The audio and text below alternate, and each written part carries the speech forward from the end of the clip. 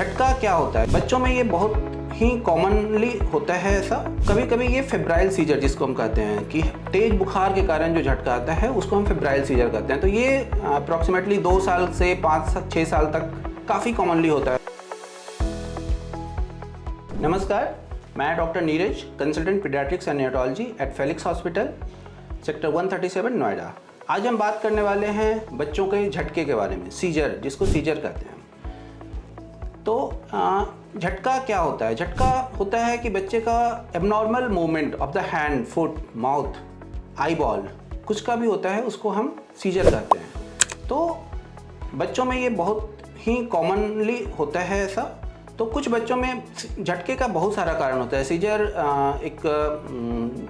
का जो लिस्ट है कारण का, वो बहुत लंबा है।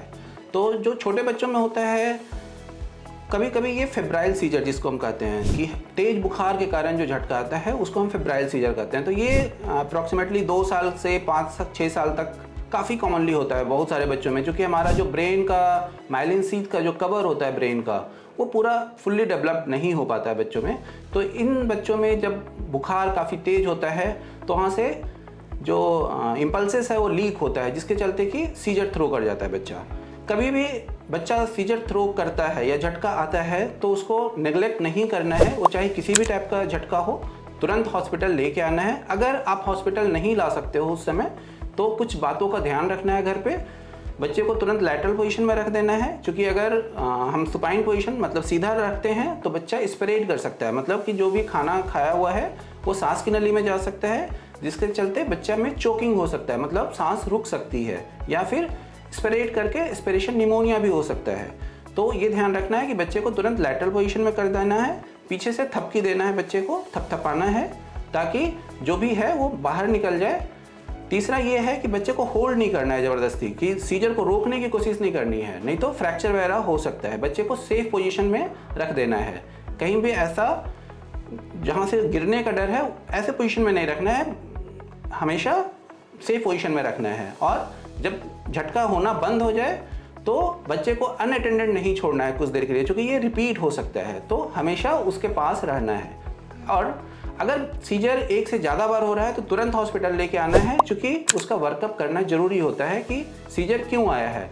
कोई ज़रूरी नहीं है कि बच्चे में, छोटे बच्चों में अगर झटका आ रहा है तो वो बुखार के चलते ही, बहुत सारे कारण होते हैं, जैसे कि हाइपोग्लाइसीमिया मतलब शरीर में ग्लूकोज का कम हो जाना, जैसे कि कैल्शियम का कमी हो जाना, या फिर दिमाग का इन्फेक्शन जो कि काफ़ी सीरियस होता है। तो दिमाग के इन्फेक्शन में जो सीजर आता है उसमें बच्चा सिक भी होगा, फीवर भी आएगा, हाई ग्रेड फीवर के साथ साथ बच्चा थोड़ा ज़्यादा बीमार होगा, सिक होगा। ऐसे कंडीशन में बच्चे को एडमिट भी करना पड़ता है, और वो एडमिशन 24 घंटे के लिए कम से कम आईसीयू एडमिशन होता है, और बहुत सारे सैंपल्स करने पड़ते हैं ये देखने के लिए कि ये सिर्फ सिंपल फेब्राइल सीजर था, मतलब जो हाई ग्रेड बुखार के चलते सीजर आ रहा था वो था, कि कोई और सीजर है। तो ऐसे में कभी भी नेग्लेक्ट नहीं करना है।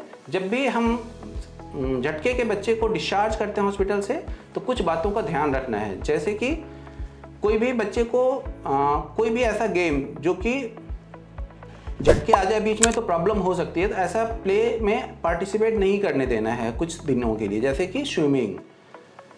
फिर कहीं भी ऐसे पहाड़ पे या कुछ अनअटेंडेड ऐसे नहीं जाना है। और हमेशा मिडाजोलम का एक स्प्रे होता है जो साथ में कैरी करना होता है, ताकि कभी भी ऐसा हो तो आप उसको सीजर को अवॉइड कर सकते हो उसका स्प्रे करके।